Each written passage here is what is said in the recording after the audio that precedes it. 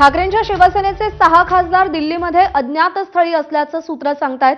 6 खासदारांनी उपमुख्यमंत्री शिंदे यांची भेटही घेतल्याची माहिती सूत्रांनी दिली आहे।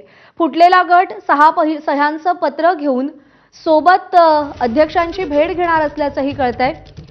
सह्यांचं पत्र घेऊन हा गट अध्यक्षांची भेट घेईल। दुपारी 1 वाजेपर्यंत फुटलेला गट प्रक्रिया पूर्ण करणार असल्याचं सूत्र सांगतायत। कायदेशीर सल्ला, तांत्रिक अडचणी सोडवून प्रक्रिया पूर्ण करणार असल्याचं सूत्रांकडून कळतंय।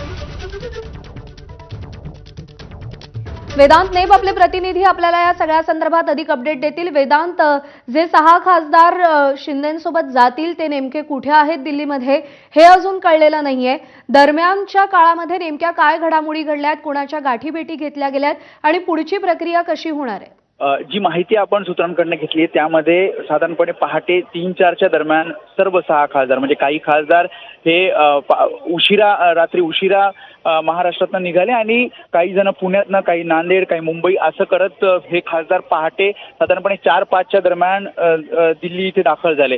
त्यानंतर 8:30 ते 9:30च्या दरम्यान श्रीकांत शिंदे यांचं शासकीय निवासस्थान आहे दिल्लीतलं, त्या ठिकाणी बैठक होणार होती। ही बैठक नियोजित होती, मात्र ज्या प्रकारे काही तांत्रिक अडचणी आणि कायदेशीर सल्ले घेऊनच जी पुढची प्रक्रिया आहे, मग लोकसभा अध्यक्षांना सोबत जाऊन सह्यांचं पत्र देणं आणि जी प्रक्रिया आहे त्यासाठी काहीसा वेळ लागत असल्याची माहिती एका वरिष्ठ नेत्याने आपल्याला दिलेली आहे आणि त्यामुळे साधारणपणे दुपारी 1 ते 2च्या दरम्यान ही सगळी प्रक्रिया पार पडेल असं सांगितलं जातं। आणि या दरम्यानच एकनाथ शिंदे यांनी दिल्लीत जाऊन या सर्व जे 6 खासदार आहेत जे पहाटे दिल्लीमध्ये दाखल झाले आहेत त्यांची सुद्धा भेट घेतली आहे आणि पुढची नेमकी प्रक्रिया म्हणजे जर गट वेगळा आपण वेगळा गट आहोत हे जर लोकसभा अध्यक्षांना दाखवायचं असेल जी काही प्रक्रिया आहे, कारण एकीकडे ठाकरेंच्या शिवसेनेने व्हीप जारी केलाय उद्या बैठकीला यावं, त्यामुळे या कायदेशीर सगळा सल्ला घेऊन ज्या तांत्रिक अडचणी आहेत त्या दूर करूनच पुढची प्रक्रिया केली जाईल असं कळतंय। त्यामुळे सध्या तरी हे सर्व जे खासदार आहेत 6 खासदार ते अज्ञातस्थळी आहेत आणि थेट ते लोकसभा अध्यक्षांना भेटतील,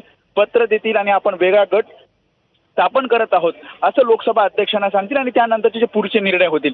मात्र सगळ्या बाबी तपासून कुठलीही तांत्रिक अडचण येऊ नये किंवा कायदेशीर प्रक्रियेमध्ये आपण अडकू नये याची काळजी, याची खबरदारी शिवसेनेकडनं घेतली जाते आणि त्या 6 खासदारांकडनं सुद्धा घेतली जाते।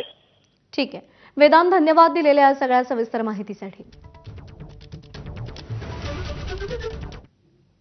1.5 वर्षांपूर्वी ठाण्यातून आलेल्या एका कमिटीनं वाजेंना ऑफर दिली होती।